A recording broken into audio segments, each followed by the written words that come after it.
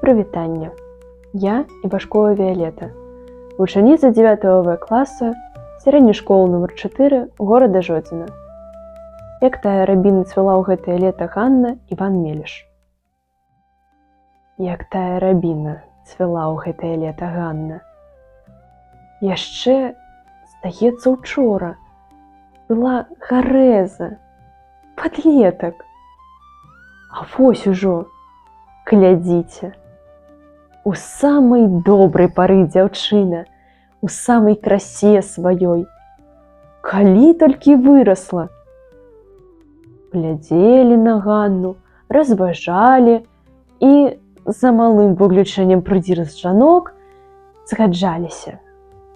Выспела, нявеста, нічога не скажаш.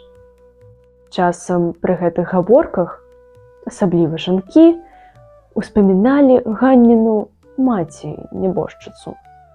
Казалі, што дачка ва ўсім выйшла ў матку.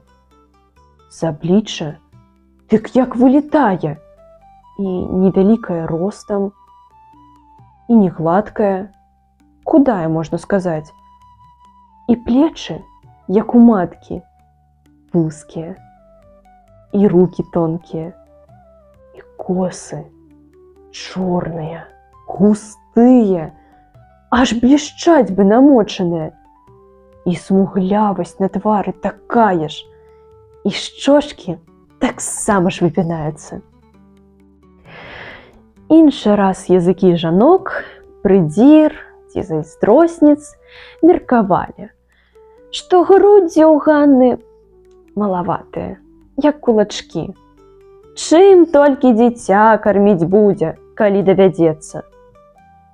Але пры ўсім тым, нават прыдзіры і зайздросніцы не пярэчылі. Ганну ніяк нельга было палічыць за кволую. Збоку, з аднаго позірку відаць было, крамяна ў цімоха дзяўчына, дужая, сілай уся налілася. Вунь, якая прухка ў хадзе, спрытная якая ў руках. Так і відаць, маладосць, сіла ў кожнай жылачцы.